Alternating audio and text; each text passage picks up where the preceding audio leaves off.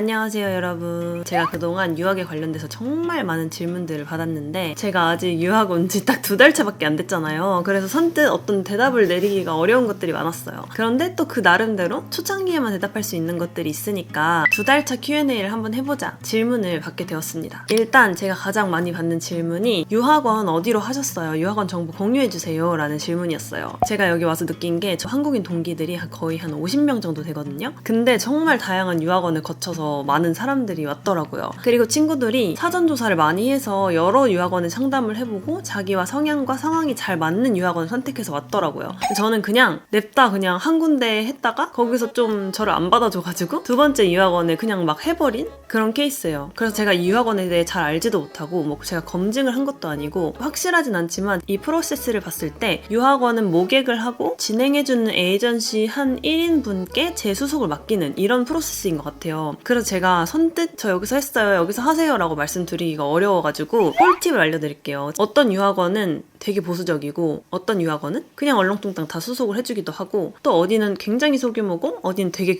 대규모고 어디는 또 수속비를 받기도 하고 어디는 수속비 없이 하기도 하고 유학원마다 케이스가 정말 다르고 우리도 다 상황이 다르기 때문에 여러 군데 꼭 상담을 하시는 거를 추천드립니다. 저는 안 했어요.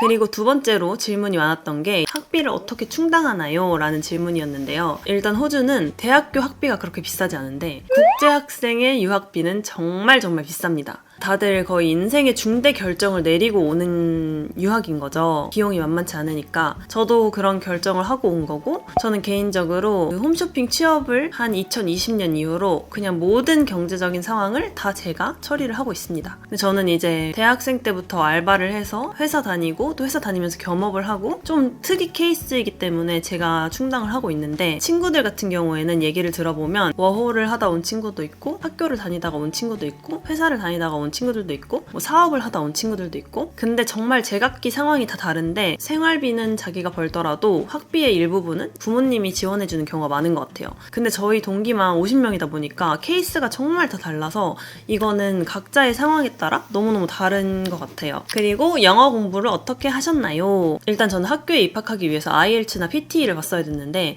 IELTS는 솔직히 자신이 없었고 PTE는 AI랑만 싸우면 된다고 해가지고 AI를 공략하는 방법만 익히면 된다 이런 내용이 있더라고요. 그래서 앱유니라는 어플을 엄청 활용을 했는데요. 근데 또 문제가 PTE는 문제 유형이 거의 막 20개가 넘고 정말 복잡해요. 그래서 진입장벽이 좀 있어가지고 유형별로 하나하나 익혀가면서 공부를 했고 점수가 낮게 나오는 유형들은 블로그에 검색을 해서 유형별로 어떻게 풀어야 되는지 다른 사람들이 써준 공략법을 보고 적용을 해서 계속 연습을 했습니다. 고득점 유형 위주로 공부를 했고 여러 가지 사람들이 올려둔 자료를 활용을 많이 했어요. 제 친구는 과외를 받았다고 하더라고요. 영어 빨리 느는 법이 궁금해요. 저도 여기 와서 영어가 그렇게 빨리 늘고 있진 않지만 그래도 빨리 늘었던 순간들을 생각해보면 첫 번째로 내가 배운 거 혹은 얻은 거를 말로 설명해보는 거예요. 예를 들어 저도 지금 뭐 질병들 관련돼서 공부를 하고 있지만 사실 그거를 말로 설명해봐 라고 하면은 잘 안 나오거든요. 근데 어떤 특정 부분을 빨리 말해야 되는 상황이 와서 엄청 이걸 어떻게 내가 말을 할까 고민을 하다 보면 그거를 말로 설명했을 때 비로소 내가 이거를 말할 수 있는 사람이구나 라는 생각이 들더라고요. 한국어도 똑같잖아요. 솔직히 뭐 너 삼출물이 뭔지 알아? 삼출물 설명해봐. 읽었어도 삼출물이 뭔지 말로 설명하지 못하면 모르는 거나 마찬가지잖아요. 내가 배운 거를 설명할 수 있을 때 영어가 빨리 는다고 느꼈던 것 같아요. 그리고 나보다 영어 잘하는 사람 만나기. 저도 조금 긴장감을 갖고 말을 많이 하는 것 같고 그 사람이 말하는 표현에서 나도 모르게 이렇게 습득하는 게 생기더라고요. 그리고 세 번째로 글을 쓸 때는 내가 일단 생각하는 걸 내 문장으로 써보고 뭐 정답이 있거나 아니면 챗GPT한테 넣어서 이게 올바른 표현인지를 확인해서 교정된 버전을 한번 보고 그걸 이해한 다음에 다시 내가 안 보고 써보는 거예요. 그럼 이제 내가 첫 번째 써봤던 거랑 다시 써봤을 때랑 차이가 있을 거 아니에요. 그렇게 차이가 조금씩 생기다 보면은 느는 것 같아요. 물론 저도 영어 공부를 그렇게 열심히 하고 있진 않아서 할 말이 없습니다. 다음은 이제 학교 관련된 질문인데요. 일단 동기들 나이대를 물어보시는 분들이 있었어요. 제가 다니는 코스는 이미 학사를 졸업한 사람이 올 수 있는 Graduate Entry라는 코스예요. 그래서 정말 다양해요. 한국인의 경우에는 20대 중반에서 30대 후반 정도가 가장 많고 해외 학생들은 더 어린 친구도 있고 아예 나이가 많은 사람들도 있고 사연이 진짜 다양해요. 뭐 약사 하다가 온 인도 친구, 간호사를 하다가 온 인도 친구, 여기서 이미 에이지드 케어에서 일을 하고 있는 네팔 친구들, 간호조무사를 하고 있는 호주 사람들, 그리고 영주권이 있는 사람, 영주권이 없는 사람, 엄청 다양한 케이스가 있기 때문에 딱 특정 짓기는 어려운 것 같아요. 학교 분위기가 어떤가요? 한국처럼 되게 큰 대학교여서 여러 가지 캠퍼스가 존재해요. 근데 저희 캠퍼스 같은 경우에는 굉장히 낡고 옛날 캠퍼스에 위치해 있어서 뭔가 우중충해요. 근데 이제 학교 시스템에 대해 이야기하자면 그래도 학생들을 되게 케어하려고 엄청 촘촘하게 체계적으로 시스템이 만들어져 있다는 느낌이 있어요. 특히나 저희 간호학과는 졸업하면 동시에 이제 간호사로 지원할 수 있는 자격이 주어지다 보니까 학교에서 좀 더 육성을 위해서 되게 노력을 하는 것 같고, 간호학과 저희 코스 수업이 14반 정도 열려요. 진짜 많죠. 근데 이 모든 수업이 수업 자료, 과제, 수업 뭐 채점 방식 같은 게 다 통일이 되어 있어요. 그래서 내가 다른 반을 들어가도 선생님만 다르지 모든 것들이 시스템화 되어 있기 때문에 그런 점에서는 잘 체계적으로 만들어져 있다. 근데 수업은 정말 누가 가르치느냐에 따라서 퀄리티나 뭐 방식이 많이 달라지고, 공부는 정말 각자 도생입니다. 공부나 과제를 잘 따라갈 수 있나요? 이것도 사람마다 엄청 다르겠지만 제가 느낀 점은 이거는 과학 아니면 간호에 대한 지식이 조금 있거나 아니면 영어를 좀 잘하거나 둘 중에 하나를 해야 따라갈 수 있는 수준이구나. 근데 문제는 둘 다 못할 경우에는 정말 이거는 빅 트러블에 휘말리는 거죠. 일단 내용도 과학과 관련돼서 굉장히 어려운데 영어도 못한다? 그러면은 그냥 내용도 이해를 할 수가 없고 수업도 따라가기가 힘든 거죠. 그래서 현실적으로 저는 영어도 못하고 과학 지식도 없는데 간호학과 갈 수 있을까요? 라고 물으신다면 정말 어려울 것 같고, 저는 과학 지식이 아예 없기 때문에 작년 한 해 동안 해부생리학을 좀 하려고 많이 노력을 했고, 영어도 그렇게 잘하지 않기 때문에 지금 예습을 엄청 열심히 하고 성실함으로 극복을 하려고 노력을 하고 있어요. 근데 정말 쉽지 않고, PT 65점이라는 허들이 있어서 그걸 넘으면 챗GPT랑 함께 공부를 열심히 하면 따라갈 수는 있다. 하지만 정말 쉽지 않습니다. 다음은 생활에 관련된 질문이에요. 여기서부터는 저는 친구들이랑 같이 얘기를 해서 답변을 좀 준비를 해봤는데, 호주에 와서 달라진 마음가짐이 있으신가요? 여기 올 때 제가 지식도 없고 영어도 못하니까 페일만 하지 말자 이런 마음으로 왔거든요. 근데 막상 과제를 하다 보면 뭔가 할만한 것 같기도 한데 하면서 진짜 갑자기 막 A뿔 받고 싶은 거예요. 여기선 HD라고 하는데 그래서 성적 잘 받아야지 막 이런 욕심을 내다가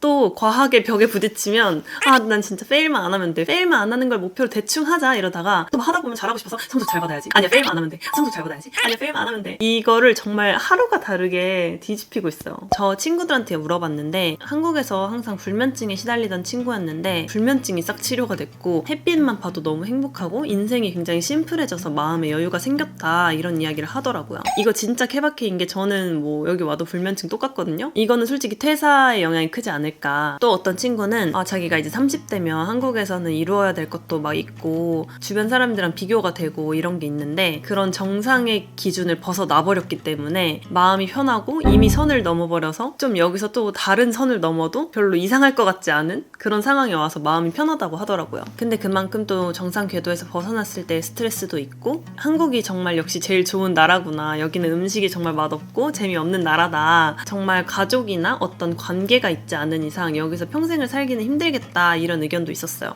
근데 또 워홀을 갔다 온 친구가 말해줬는데 그 친구는 마이닝에서 일을 했대요. 나이가 굉장히 많으신 분들도 일을 하러 오신다고 하더라고요. 그래서 이 나라에서는 나도 나이를 먹고 다른 걸 할 수 있겠구나, 굶어 죽진 않겠구나 라는 생각이 생겼다고 해요. 외롭진 않으신가요? 저는 작년에 제가 블라디보스톡에서 지내면서 정말 맨날 집에만 있고 공부만 하고 이렇게 지내면서 친구가 없어도 이렇게 살 수 있구나, 나 정말 외롭지 않구나, 이렇게도 살 수 있겠다라는 생각을 많이 했거든요. 근데 그거는 제가 보바가 그래도 가족이 있었기 때문에 괜찮았던 것 같아요. 여기 와서는 외롭긴 외로워요. 특히 언제 외로웠냐면 제가 왔을 때 여기가 이제 축제 기간이어서 밖에 사람들이 다 테라스에 앉아서 친한 사람들, 뭐 가족들이랑 다 맥주 마시고 깔깔깔 떠들고 놀았거든요. 저는 거기 거리를 추레한 모습으로 지나다니는데 나는 저렇게 같이 웃고 떠들고 즐길 수 있는 사람이 없는 게, 나도 즐기고 싶은데 그런 상황이 아무도 없는 게 좀 외롭긴 하더라고요. 여기 와서는 그래도 친구들을 많이 사귀어가지고 외로울 땐 친구들이랑 나가서 밥도 먹고 수다도 떨고 그래서 많이 외롭진 않습니다. 그리고 사실 다른 친구들 얘기를 들어봐도 할 일이 너무 많아서 외로울 틈이 없다 이런 얘기를 많이 하고, 제 개인적인 생각으로는 친구는 그냥 외로우면 만들면 돼요. 어떻게든. 너무 걱정하지 마세요, 외로움에 대해서. 그리고 친구를 어떻게 사귀냐라는 질문도 있는데 주변 사람들한테 말을 많이 걸었던 것 같아요. 초반에는. 지금은 친구를 사귀려고 엄청 노력을 하고 있진 않은데 얘기를 많이 하다 보면 자연스럽게 얘기가 잘 통하는 사람들을 식별을 하게 되는 것 같아요. 너무 막 친구들을 만들려고 러쉬하지 않으셔도 돼요. 모두와 빠르게 친해지는 것보다는 나와 잘 맞는 퀄리티 있는 사람 한두 명을 찾는 게 중요한 것 같아요. 그래서 이거는 시간이 걸리는 거니까 처음 한 번, 두 번 거절을 당했거나 잘 안 맞는 친구들을 만났거나 하더라도 기 죽지 마시고 그냥 나는 지금 나랑 잘 맞는 사람을 찾아가기 위해서 그 프로세스 안에 있는 거다라는 생각을 하셨으면 좋겠어요. 이게 되게 타이밍이 중요해요. 나의 에너지와 그 친구의 에너지가 잘 맞는 그 타이밍. 제 다른 외국인 친구가 이거 방법 알려줬는데 범블 BFF라고, 범블은 사실 데이팅 앱인데 그 안에 친구를 만들 수 있는 섹션이 있어요. 여사친을 사귀고 싶으면 여자로 설정을 해가지고 커피를 마신다던가 뭐 같이 산책한다던가 이런 친구를 구할 수 있는 어플이에요. 실제로 제 친구가 이걸로 여행을 다니면서 그 나라 사람들 사귀고 그 나라를 여행하는 친구들이랑 놀고 막 하더라고요. 저도 그거를 나중에 기회가 되면 써보려고 하는데 지금은 너무 바빠요. 한 달 생활비가 어떻게 되나요? 이것도 사화사가 엄청 심한데 여기는 외식 물가가 엄청 비싸잖아요. 그래서 대부분이 다들 집에서 이제 장 본 걸로 해결을 하려고 하는데 그렇게 하다 보면 주에 한 장 보는 비용을 100불 정도 쓰게 되는 것 같아요. 그리고 친구들이랑 한번 나가서 사 먹을 때는 거의 20불에서 30불 사이, 음료까지 하면 거의 30불 정도 한 끼에 쓰는 것 같고, 내가 만약 일주일에 한 번 외식을 하겠다 그럼 30불, 뭐 두 번 하겠다 그럼 60불, 세 번 하겠다 하면 90불 이런 식으로 들겠죠? 저는 한 달에 한 25불 정도 하는 유심비를 쓰고 있고, 버스 카드가 학생 할인을 받아서 28일권이 50불. 이거 외에도 저희가 여기서 생활을 하는 거다 보니까 자잘한 생활용품 사야 되잖아요. 그런 것들이 생각보다 비용이 좀 나오더라고요. 그리고 월세 이렇게 드는 데 여기 친구들은 쉐어하우스를 많이 이용을 하는데 정말 저렴한 경우에 200불, 좀 비싸면 300에서 350불까지 내는 것 같습니다. 정착하는데 비용도 문의를 많이 주셨는데 생각보다 진짜 비용이 많이 들어요. 일단 오자마자 뭐 침구 사야지, 조리기구 사야지, 뭐 양념장 사야지, 모든 걸 세팅해야 된다고 생각하면 정말 돈이 많이 들거든요. 그래서 친구들과 얘기를 해봤는데 어느 정도 정착 비용이 들까라는 걸 생각했을 때 2주치 보증금 포함 200만 원 정도는 있어야 초반 생활비를 커버할 수 있다. 근데 이것도 이제 와서 바로 일을 구해서 알바를 한다는 가정하에 이 정도가 드는 것 같아요. 그리고 간호학과 같은 경우에는 요구하는 게 진짜 많아서 막 유니폼도 사야 되고 병원에 가서 피검사도 해야 되는데 막 10만 원씩 나오고, 운전면허도 2년짜리 신청하면 10몇만 원 나오고 정말 돈이 막 그냥 호르르 타서 없어지거든요. 저희가 모두 동의를 했던 게 학비는 무조건 다 모아서 와야 되고 생활비는 어떻게든 자기가 악착같이 하면 여기 와서 모을 수 있다. 근데 정말 얼마나 쓰고 얼마나 일을 할 의향이 있는지에 따라 달려있는 거기 때문에 사바사라는 점. 내년에 간호 유학을 가는데 학교 다니면서 주 20시간 알바하는 게 현실적으로 가능할까요? 라는 질문이 있었어요. 여기 학생들은 학생 비자를 받고 온 경우에는 2주에 48시간을 합법적으로 알바를 할 수가 있어요. 호주가 시급이 굉장히 높은 편이기 때문에 이렇게 해서 생활비를 충당하시는 분들도 있는데 제가 주변 케이스들을 들어봤을 때 실제로 이렇게 하시는 분들이 있어요. 근데 다들 하나같이 말씀하시는 게 이렇게 일을 할 거면 공부할 시간이 일단 없어서 예습을 못하고 과제만 겨우 따라갈 수 있는 수준이고 친구들을 만나지 않아야 된다라고 하더라고요. 잠자는 시간 빼고 주에 24시간을 일한다고 치면 거의 직장인의 절반 정도로 일하는 거잖아요. 그럼 남은 시간에는 과제에 모두 할애를 해야 되는 거죠. 정말 마음을 독하게 먹으면 이렇게 할 수는 있겠지만 실제로 이렇게 하기가 쉽지는 않다. 또 얘기를 들어보면 알바생으로 일할 때는 사실 주에 20시간을 시프트를 받는다는 게 그렇게 쉽진 않다고 하더라고요. 근데 그렇게 하시는 분들도 있습니다. 그리고 저도 생각해보면 제가 주에 24시간 이상을 유튜브 운영에 쓰는 것 같거든요. 그래서 이게 현실적으로 아예 불가능하진 않아요. 근데 이게 이미 몸에 익어서 내가 이렇게 사는 거에 익숙하신 분들이거나 아니면 저처럼 시간을 좀 자유롭게 쓸 수 있는 일을 한다던가, 이것도 정말 사바사인 게 만약에 영어를 진짜 잘해서 나는 영어에 대한 고민이 없다, 과학을 너무 다 알아서 간호 지식에 대한 고민이 없다 이러면은 남들보다 훨씬 더 가벼운 마음으로 이렇게 살 수 있을 것 같아요. 공부가 필요하거나 아니면 영어를 잘 못해서 영어에 적응이 필요하신 경우에는 말이 또 달라지겠죠? 그래서 실제로 제 친구는 개강 한 3달 전에 들어와서 미리 어학원 다니고 알바를 구해서 알바에 적응도 하고 그러고 나서 개강했거든요. 근데 저는 이게 되게 좋은 전략이라고 생각을 했어요. 막상 호주에 딱 들어오면 일단 음식 주문하고 사람들이랑 이렇게 인사하는 것부터 적응을 해야 되는데 막 개강까지 막 몰려오고 과제하고 막 집 구해야 되고 막 정신이 하나도 없거든요. 근데 이렇게 2-3달 먼저 오면 사실 그런 일상생활 부분은 미리 다 적응하고 알바도 구하고 알바에도 적응한 다음에 개강할 수 있는 거잖아요. 그런 전략도 저는 괜찮은 것 같아요. 차선책으로 온라인으로 할 수 있는 온라인 과외라던가 편집이라던가 이런 스킬을 한국에 있을 때 좀 준비를 해서 오는 것도 좋은 것 같아요. 다음은 유학을 와서 가장 좋은 점과 힘든 점. 저는 좋은 점은 이제 매일매일 새로운 걸 배워서 지루할 틈이 없다는 거 좋은 점인 것 같고, 힘든 점도 매일매일이 배워야 되고 챌린지라는 거인 것 같아요. 제가 막 엄청 자신만만해 보이고 가서 막 열심히 잘 놀고 사는 것 같지만, 저도 가끔 직원들이 막 뭐 이거 필요하니? 했는데 못 알아들어서 그냥 아니 말하고 나서 현타가 올 때도 있고, 굉장히 다양한 매일매일 보내고 있거든요. 이게 한편으로 되게 즐거우면서도 되게 피곤하고 굳이 안 겪어도 되는 그런 챌린지여서 좋은 점이자 힘든 점인 것 같아요. 그리고 제 친구들한테 이 질문했을 때 친구들은 새로운 문화권에 와서 이제 다양한 견문을 넓히는 거, 많은 문화를 보는 거가 좋은 점이라고 했고, 또 간호지식이라는 게 실생활에서도 유용하기도 하고 미래에도 꾸준히 일을 할 수 있는 직업이기 때문에 원한다면 전 세계를 이동하면서 일을 할 수도 있는 미래에 대한 확실한 투자여서 좋다라는 친구들도 있었고, 근데 해외 생활하면서 진짜 독립성이 오지게 길러졌다라는 의견을 준 친구가 있는데, 하나하나 해가면서 자기의심이 되게 많았는데 자기의심이 사라진다 이런 이야기를 하더라고요. 근데 그러면서도 또 못 알아들으면 자존감 떨어지고, 정말 이게 모든 게 양면성이 있는 것 같아요. 그리고 여기 대학교는 절대평가예요. 그래서 사람들과 경쟁하지 않고 서로 같이 으쌰으쌰 할 수 있는 이 분위기, 내 자신의 한계만 뛰어넘으면 되는, 그것도 좋은 점으로 뽑혔습니다. 이런 사람 유학 오면 힘들다. 영어 때문에 굉장히 어려움을 겪고 있다는 친구가 영어를 턱걸이로 오면 절대 안 된다. 본인의 말에 의하면 본인이 턱걸이로 왔고 한국식 영어 교육, 토익 같은 거는 900점 이상 나오는 고득점자인데도 현실 세계에서 영어를 쓰려니까 너무 힘들다라는 말을 했어요. 심지어 이 친구는 과학 지식이 정말 탄탄한 친구여서 수업의 내용이 그렇게 어렵지 않은데도 영어 때문에 어려움을 겪고 있으니까 영어 턱걸이로 오지 말라라는 말을 정말 강경하게 해줬어요. 의외로 저한테 질문이 정말 많이 오는 게, 엄마가 너무 보고 싶지 않으세요? 한국 음식 너무 먹고 싶지 않으세요? 외로움을 너무 많이 탈 때 어떡해요? 이런 걱정, 고민에 대한 질문들이 정말 많이 오는데, 사실 현실적으로 유학에 오면 정말 하루하루가 치열하고 전쟁이기 때문에 그런 사소한 문제들이 제 발목을 잡을 기회가 잘 없어요. 과제도 잘 안 되고 페일할 것 같고 돈도 너무 많이 써서 걱정되고 막 체력도 딸리고 인종차별 당하고 수업도 막 따라하기가 힘들고, 이런 현실적인 문제들이 더 크게 다가오지 한국 음식 먹고 싶어, 엄마 보고 싶어, 이런 걱정들은 사실 당장 앞에 닥친 현실보다 우선순위가 밀리더라고요. 근데 이제 이런 현실이 너무 힘들어서 이게 눈덩이처럼 불어나면 그때서 이제 나의 외로움이나 그런 향수나 현실 같은 게 더 극대화돼서 감정적으로 휙 휘몰아치는 것 같아요. 근데 현실적으로 그거보다 훨씬 중요한 문제들이 너무나 많고 그것부터 헤쳐나가야 된다는 거. 그리고 제가 또 친구들한테 그럼 마지막으로 유학을 준비하고 있는 사람들에게 해주고 싶은 말이 있냐 라고 했을 때 정말 모두가 마음을 모아서 영어를 공부해라 라고 했어요.